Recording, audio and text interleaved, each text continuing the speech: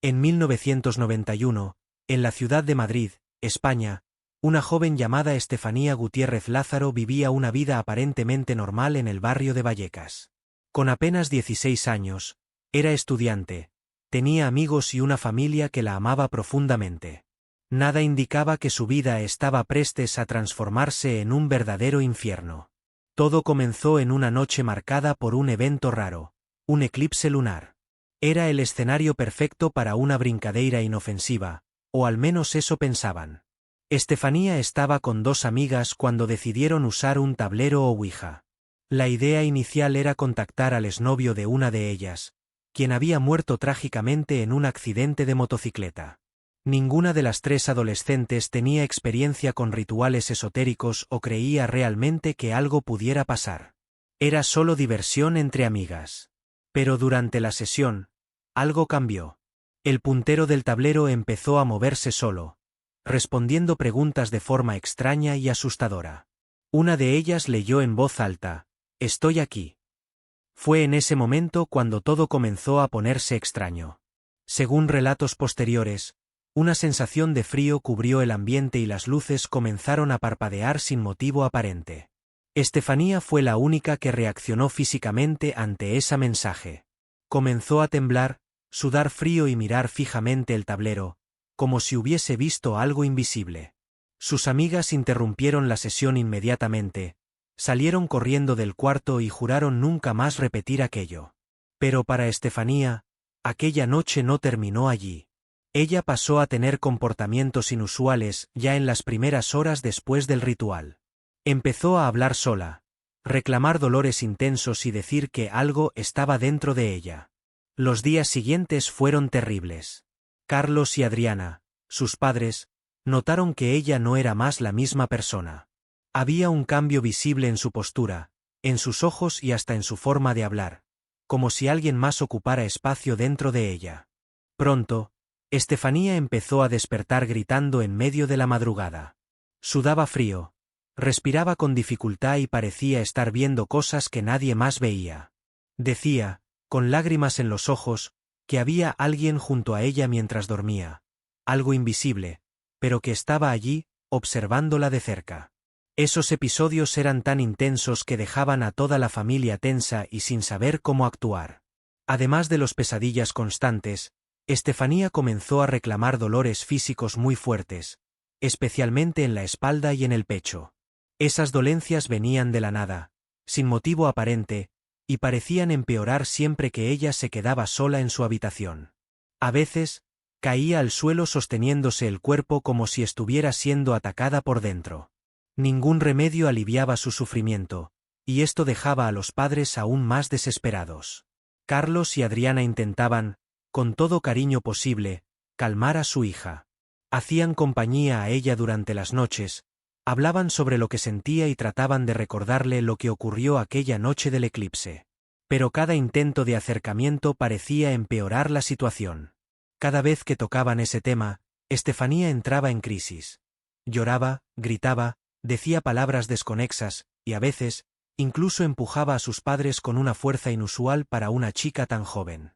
Un día, Estefanía, en plena consciencia, dijo haber visto una figura oscura sentada en la esquina de su habitación. Según ella, esta figura no hablaba, solo la observaba con atención, como si estuviera esperando el momento adecuado de actuar.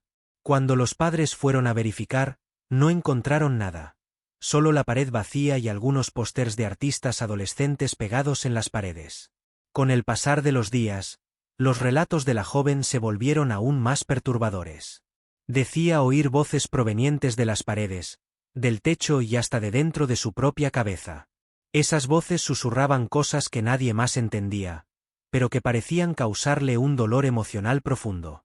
En algunos momentos, Estefanía hablaba como si otra persona estuviera dentro de ella, respondiendo preguntas con voces diferentes a la suya, usando términos que jamás usaría normalmente. Una de las cosas más inquietantes es que esas voces parecían conocerla muy bien. Llegaron a decir cosas sobre familiares que ya habían fallecido, sobre secretos personales y hasta sobre conversaciones privadas que ocurrieron dentro de la casa. Esto hizo que Carlos y Adriana empezaran a dudar de sí mismos. ¿Sería todo producto de la imaginación de Estefanía? ¿O sería algo real? ¿Algo sobrenatural? Los cambios de comportamiento de la adolescente comenzaron a afectar también a otros miembros de la casa. Sus hermanos menores reportaban tener sueños malos, despertaban en medio de la noche con miedo y evitaban entrar en el cuarto de Estefanía. Algunos decían sentir frío repentino en ciertos rincones de la casa, incluso en los días más calurosos. Otros juraban haber oído risas provenientes de lugares vacíos. Comenzaron entonces los eventos extraños dentro de la propia residencia. Puertas que nunca quedaban sueltas empezaron a cerrarse solas. Luces parpadeaban aleatoriamente, incluso con los interruptores apagados. Y objetos simplemente desaparecían, solo para reaparecer en lugares donde nadie los pondría, como zapatos en el sofá, libros dentro de la nevera o juguetes en la cima de armarios altos.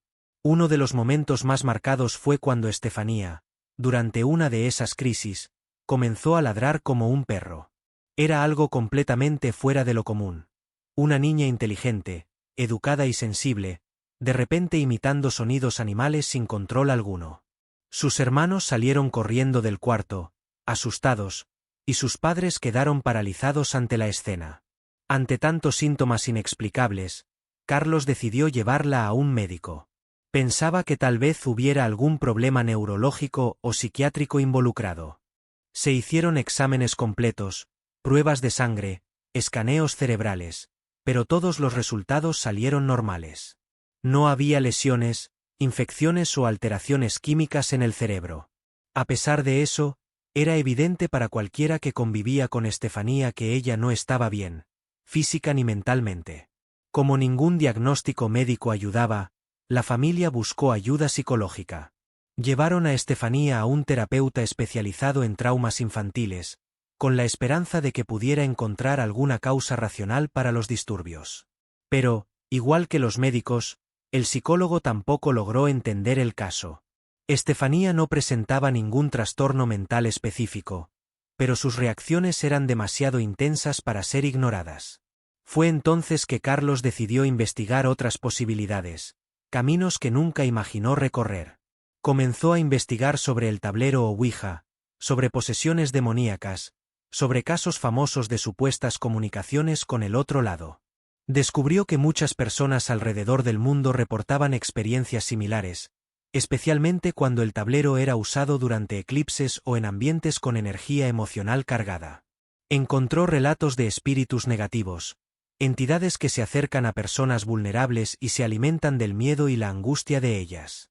Algunos testimonios hablaban de puertas dimensionales abiertas por rituales mal conducidos, de fuerzas antiguas que pueden conectarse con nosotros a través de objetos comunes, como el tablero o Ouija. Con toda esa información, Carlos empezó a creer que, de alguna forma, su hija había realmente entrado en contacto con algo más allá de nuestro mundo físico. Y peor aún, esa cosa no tenía intención de irse. El misterio solo estaba comenzando, y los hechos que vendrían en los meses siguientes darían razón a los temores de la familia. Conforme los días pasaban, los eventos dentro de la casa de la familia Gutiérrez Lázaro se intensificaron. Carlos y Adriana notaron que los sonidos aumentaron. Pasos pesados por el pasillo a medianoche, incluso sin nadie despierto. Gritos tan altos que vecinos llegaron a quejarse, creyendo que había una pelea violenta en curso. Algunos vecinos incluso llamaron a la policía, pensando que algo grave estaba ocurriendo dentro del apartamento. Pero cuando los padres salían a verificar, no encontraban nada. Solo silencio absoluto y una sensación inquietante de vacío. Una de las cosas más perturbadoras fue la sensación constante de ser observados. Tanto Carlos como Adriana afirmaban sentir miradas fijas sobre ellos, incluso cuando estaban solos en habitaciones cerradas. Esa sensación se repetía varias veces al día, causando gran tensión emocional en ambos. En cierta ocasión, Carlos estaba viendo televisión en la sala cuando vio claramente una sombra cruzar el pasillo lateral de la casa. Era alta, delgada y se movía de forma descoordinada, como si no tuviera control total sobre su cuerpo. Corrió hasta el lugar, pero no encontró nada. Aún así, su corazón latía acelerado, y sabía que aquello no era producto de su imaginación. La experiencia fue tan real que le costó dormir en las noches siguientes. Adriana, por su parte, reportó haber sido empujada suavemente mientras caminaba por la cocina. Estaba sola en la casa en ese momento, y no había viento ni otra explicación física para lo ocurrido. Dijo sentir una fuerza invisible, como si alguien hubiera pasado por ella y la tocara por accidente. Con el paso del tiempo, los hijos más pequeños comenzaron a presentar síntomas similares a los de Estefanía antes de su muerte. Tenían pesadillas constantes, despertaban llorando durante la madrugada y evitaban entrar en el cuarto de su hermana. Uno de los niños llegó a decir que alguien entraba en su habitación todas las noches y susurraba palabras en su oído. Cuando se le preguntó qué decían, respondió, «Que yo voy a verte otra vez». Una frase que dejó a todos en conmoción, especialmente porque era algo que Estefanía solía decir cuando hablaba con sus familiares. Además de eso, objetos comenzaron a desaparecer misteriosamente. Ropas desaparecían de la lavandería y reaparecían colgadas en perchas del cuarto de Estefanía. Libros caían solos de los estantes y fotos familiares aparecían boca abajo sin motivo aparente. Los arañazos en las paredes del cuarto de la joven también empeoraron. Aunque habían sido limpiados y reparados tras su muerte, marcas similares volvieron a aparecer días después, como si algo estuviera intentando reafirmar su presencia allí. Carlos y Adriana decidieron entonces hablar nuevamente con el inspector José Pedro Negrí, pidiendo ayuda para entender lo que estaba pasando. Le llevaron relatos detallados de todos los eventos y mostraron vídeos caseros donde capturaron algunas de las anomalías. Aunque el inspector escuchó atentamente, dijo que oficialmente el caso ya estaba cerrado. No había evidencias criminales, ninguna violación de la ley y ninguna prueba de que algo físico estuviera involucrado. Sin embargo, admitió, fuera del registro oficial, que aquel sería uno de los casos más extraños de su carrera, y que él mismo tenía dudas sobre lo que realmente había ocurrido en esa casa. Tras meses de terror constante, Carlos y Adriana entendieron que no podían continuar viviendo en esa casa. Cada rincón del apartamento parecía cargar un recuerdo doloroso, y la sensación de estar siendo observado por algo invisible se hacía insoportable. Decidieron mudarse, buscando un nuevo hogar fuera del barrio de Vallecas. Lograron encontrar un apartamento modesto en otro sector de Madrid. Aunque era más pequeño, les ofrecía tranquilidad. Durante la mudanza, sin embargo, enfrentaron varios fenómenos extraños. Puertas se cerraban solas cuando estaban abiertas, luces se apagaban justo cuando alguien entraba al pasillo, y en algunos momentos, escucharon voces bajas provenientes de lugares vacíos, como si algo no quisiera que se fueran. Carlos decidió hacer una última limpieza espiritual antes de dejar el apartamento. Llamó nuevamente al padre Tomás, quien realizó una breve ceremonia de bendición y oraciones de protección. También pidió permiso para llevar consigo algunas cosas personales de Estefanía, como forma de continuar con la despedida. Durante esta ceremonia, algo inesperado ocurrió. Una de las velas quemó de forma anormal. En lugar de derretirse normalmente, la mecha comenzó a emitir pequeñas llamas azules intermitentes, algo raro y muchas veces asociado a manifestaciones espirituales según tradiciones religiosas antiguas. El padre dijo a Carlos y Adriana que, independientemente de lo que haya estado presente en la casa, creía que ya no estaba allí. Según él, quizás se había liberado con la muerte de Estefanía, o tal vez había decidido seguir a la familia. La mudanza oficial ocurrió a mediados de octubre de 1992, aproximadamente un año después de la muerte de Estefanía. Fue un día emocionalmente pesado. Todos lloraron al salir del apartamento, incluso Carlos, quien siempre fue el más racional de la casa. Al cerrar la puerta por última vez, Adriana dijo en voz alta que agradecía por todo lo aprendido allí, y que esperaba que el alma de su hija finalmente encontrara descanso. En ese momento, una ráfaga de viento sopló fuerte por el pasillo del edificio, aunque ninguna ventana estaba abierta. Al llegar al nuevo apartamento, notaron un cambio inmediato. El aire era diferente, más ligero. Los niños parecían más relajados, e incluso las mascotas de la familia, que habían estado agitadas en las últimas semanas, mostraron señales claras de tranquilidad. En los días siguientes, los eventos paranormales cesaron completamente. Ningún grito durante la madrugada, ninguna sombra apareciendo en las esquinas de los ojos, ni siquiera sonidos extraños. Parecía que, por fin, la paz había regresado a la vida de la familia. A pesar de ello, Carlos y Adriana sabían que nunca podrían olvidar lo vivido. Aquella experiencia los marcó profundamente, cambió la manera en que veían el mundo y reforzó la creencia de que hay fuerzas más allá de nuestra comprensión. Fuerzas que, a veces, pueden ser invocadas sin que siquiera entendamos lo que estamos llamando. El caso de Estefanía Gutiérrez Lázaro no fue único. A lo largo de la historia, numerosos relatos alrededor del mundo describen experiencias aterradoras tras el uso del tablero o ouija, muchas de ellas involucrando jóvenes que pasaron por transformaciones inexplicables. Un ejemplo famoso es el de Chris Fleming, un adolescente estadounidense que, en 1984, participó en una sesión del tablero o ouija durante una fiesta de Halloween. Según familiares y amigos, empezó a hablar en lenguas desconocidas y sufrió convulsiones violentas en las semanas siguientes. Su familia lo llevó a varios médicos y especialistas, pero ningún diagnóstico logró explicar sus síntomas. Otro caso similar ocurrió en Italia en 1987, cuando una niña llamada Gianna Rossi realizó una sesión con amigas para contactar a su abuelo fallecido. El tablero respondió con una única palabra: espera. Días después, Gianna comenzó a actuar de forma extraña, hablando sola y evitando espejos. Sus padres reportaron que se despertaba en medio de la noche y se quedaba horas mirando al vacío, como si escuchara a alguien hablar. Muchos estudiosos del paranormal comenzaron a percibir un patrón. Casos de supuestas posesiones frecuentemente involucraban adolescentes, sesiones del tablero o ouija y eventos sobrenaturales que iniciaban de forma leve, pero crecían en intensidad con el tiempo. Uno de estos investigadores fue el Dr. Luis Arroyo, psiquiatra español que dedicó años al estudio de fenómenos relacionados con la comunicación espiritual. Analizó docenas de casos, incluido el de Estefanía, y concluyó que existe una fuerte conexión entre estados emocionales vulnerables y la percepción de manifestaciones sobrenaturales. Según él, los adolescentes son particularmente susceptibles a estas experiencias porque están en una fase de desarrollo mental y emocional intenso, lo que puede facilitar la internalización de miedos, voces imaginadas e incluso alucinaciones inducidas por sugestión. Aún así, el Dr. Arroyo reconoció que algunos casos trascienden la comprensión científica actual. Citó el expediente Vallecas como ejemplo de un evento donde las explicaciones tradicionales simplemente no parecen suficientes para justificar todos los hechos registrados. El caso también inspiró varias producciones cinematográficas y documentales.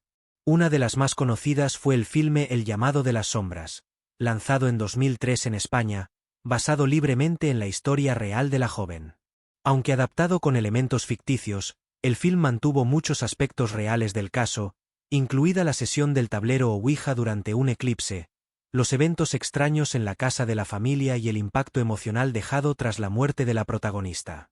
En la cultura pop, el tablero o ouija aparece constantemente como símbolo de invocaciones y contactos con lo más allá. Series como Supernatural, The Conjuring y películas como Annabelle también utilizan este elemento como disparador de eventos sobrenaturales, reforzando la idea de que jugar con lo desconocido puede tener consecuencias irreversibles. Aunque sean historias ficticias, ayudan a mantener viva la discusión sobre los peligros del uso irresponsable del tablero o ouija. Muchos expertos advierten que, aunque no todas las sesiones resulten en tragedias, es importante comprender los riesgos emocionales y psicológicos involucrados. Hoy, décadas después del trágico caso de Estefanía, aún existen debates entre científicos, religiosos e investigadores paranormales sobre lo que realmente ocurrió con ella. Unos creen que fue solo un episodio de trastorno mental exacerbado. Otros defienden que hubo algún tipo de conexión con fuerzas sobrenaturales. Pero, independientemente de la creencia, todos coinciden. El tablero o ouija no debe usarse como juego. El caso de Estefanía Gutiérrez Lázaro es mucho más que una historia aterradora sobre el uso del tablero o ouija.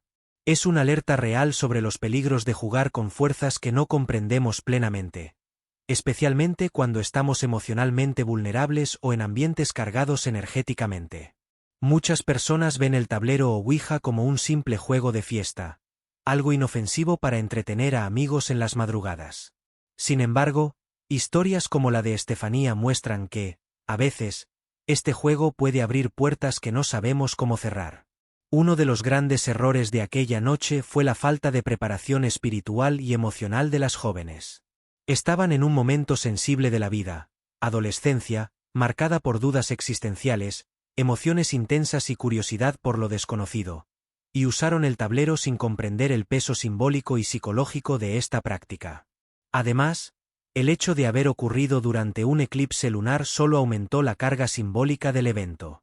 En varias culturas, los eclipses son vistos como momentos de transición entre mundos, donde las barreras entre lo visible y lo invisible quedan más tenues, lo cual podría explicar por qué tantos relatos de fenómenos extraños surgieron tras aquella sesión. Otro punto importante es que Estefanía no fue la única presente en aquella noche, pero fue la más afectada. Esto plantea la hipótesis de que ciertas personas pueden ser más susceptibles a la influencia de fuerzas externas, sea por traumas pasados, creencias profundas o incluso predisposiciones psíquicas. Sus padres, Carlos y Adriana, hicieron todo lo posible. Buscaron ayuda médica, espiritual e incluso policial. Pero aún así, no lograron impedir el desenlace trágico. Esto muestra que, por más que intentemos controlar la situación, algunas cosas escapan a nuestro alcance, y deben ser tratadas con extrema seriedad. Uno de los mayores aprendizajes que podemos sacar de este caso es la importancia de educar a los jóvenes sobre los riesgos de prácticas como esta. Enseñar sobre el significado histórico y cultural del tablero o Ouija, y cómo ha sido usado en rituales a lo largo de la historia, puede ayudar a prevenir futuros incidentes. También es fundamental que los padres estén atentos a las primeras señales de cambios comportamentales en sus hijos. Ansiedad inexplicable, miedos repentinos, alteraciones en el sueño y alucinaciones leves pueden ser indicadores de que algo fuera de lo normal está ocurriendo, y merece atención inmediata. A pesar de que muchos expertos consideran los síntomas de Estefanía posiblemente vinculados a trastornos disociativos o crisis psicológicas, nadie pudo negar la serie de eventos inexplicables que rodearon su vida y muerte. Y esto refuerza la idea de que, a veces, la ciencia y la fe necesitan caminar juntas para comprender lo inexplicable. Hoy, décadas después, aún hay quienes visitan el antiguo apartamento de Estefanía en Vallecas, esperando sentir alguna presencia o capturar algún fenómeno paranormal. Algunos dicen oír voces bajas en el pasillo. Otros reportan sentir frío repentino dentro del edificio. Sea verdad o superstición, el legado de la joven permanece vivo. Lo más importante es recordar que Estefanía no fue solo un nombre en un caso policial o un personaje de documental. Fue una joven llena de sueños, que tuvo su vida trágicamente interrumpida por algo que comenzó como una brincadeira inocente. Que su caso sirva como ejemplo para que todos reflexionen antes de usar el tablero o Ouija. No como diversión casual, sino como objeto simbólico que puede despertar emociones profundas y hasta energías que no somos capaces de controlar. Si has llegado hasta aquí, gracias por acompañar esta historia tan impactante. Espero que te haya hecho pensar 2 veces antes de participar en cualquier sesión sobrenatural, y que haya reforzado la importancia de cuidar de la salud mental, física y espiritual. Si este vídeo te ha tocado de alguna forma, deja tu like, comparte con alguien que necesita escuchar esta historia y no olvides suscribirte al canal para recibir nuevos contenidos sobre casos reales, fenómenos misteriosos y historias que van más allá de nuestro mundo conocido. Hasta la próxima.